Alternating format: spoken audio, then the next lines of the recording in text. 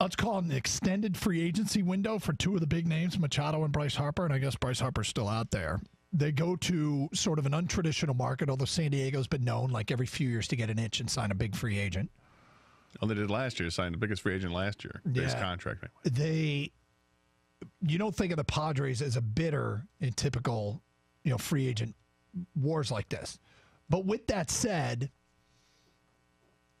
do other impacts on Detroit. One, there's a comment now from the White Sox organization, from their general manager, Kenny Williams, who says he's shocked that they didn't get him. He said he's wearing sunglasses because he doesn't want people to see his eyes and how shocked he is.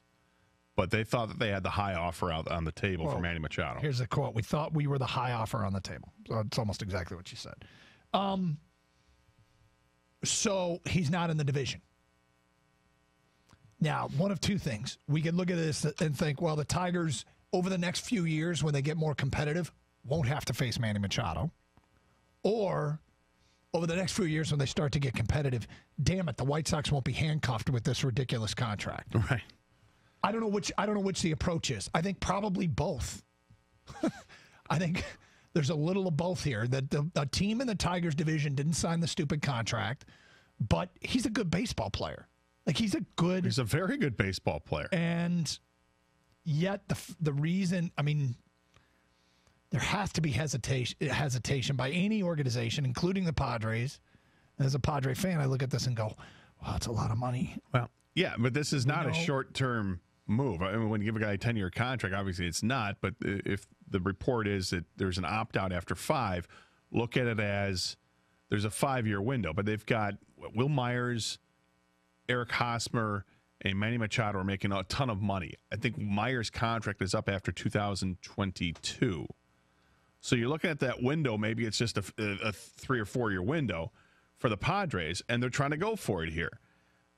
I love it when teams go for it. It's fun. It's fun when you're part of a fan base that the team decides to go for it. We've seen it here with the Tigers, and they went for it for about 10 years. It was a blast. Yep. Didn't work out. They didn't win the World Series.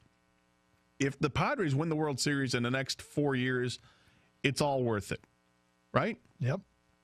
If it takes longer than that, but they still win a World Series in the next 8 years, it's still worth it. Yep. Because you win, and that's all you care about is winning. From the Tigers' standpoint, look, I could try to make sense of it if the Tigers wanted to go after Machado or after Bryce Harper. I could probably put forth an argument for it. I won't do it. Instead, what I will do is try to look at this rationally and see what the Tigers need to do to get to the, to be a team that's going to be competing for championships in the next few years. And what has to happen clearly is that they have to hit on a number of their pitching prospects, their starting pitching prospects. They've got their big 5 guys down in the minors, and who knows if someone's going to make the major league roster this year. But with Faedo and Manning and Mize and Perez and Burrows, that's 5 there. Throw Spencer Turnbull in the mix, and that's 6 starting pitchers right there, the young pitchers, in addition to, hey, what's Fulmer going to be? What's Matt Boyd going to be? Daniel Norris is still trying to hang on. That's 3 more. So that's 9 pitchers, 9 starting pitchers. They've got to hit on like 3 of those guys to be really good players. And if you find that you can hit on those guys, great, because they come in cheap because they're under these young contracts.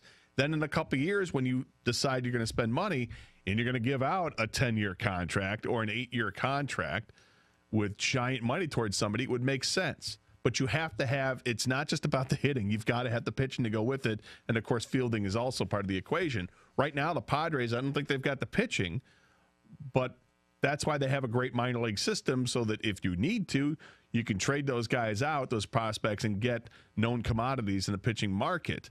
It's going to up that payroll, but if you win, it's worth it. Well, here's the next spin of what this means to Detroit.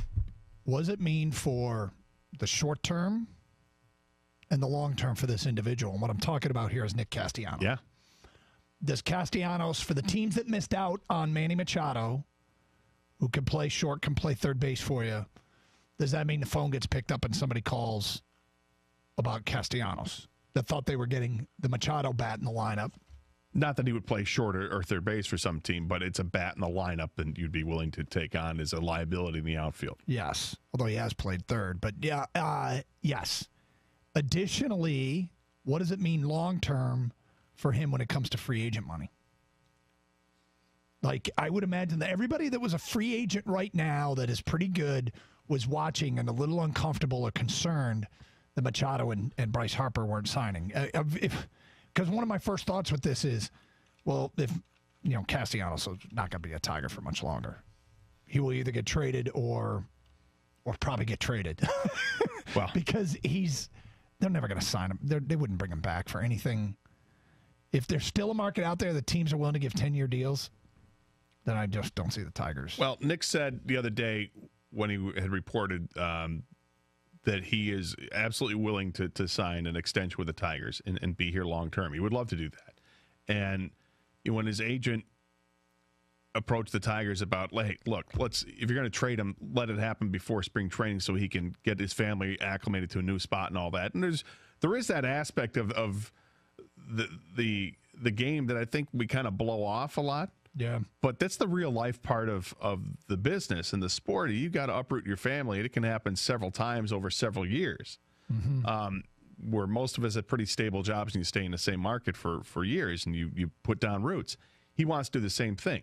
It's a different business altogether because it's the realm of professional sports. But he said he's willing to sign here and an extension. Of course, they're going to have to pay him. They have to give him a big contract. He's a free agent after this season. Now, where is this going to stand for him? You compare it to Machado. He's not Manny Machado, obviously. He's nowhere near Manny Machado. But he's getting paid just under $10 million to play this 1 year of baseball. When he hits the free agent market, he'll be an older player, in 27, 28 years old. Probably a 5-year deal, but it's going to be well north of $100 million. Well, think of it, if you're a player, you're happy about seeing this deal get signed. Without a doubt. 248-539-9797. Ticket text 97136. Okay. It was a big story last week, and a lot of you responded to it. And we have an update on that situation. We'll get to that today at 1:18.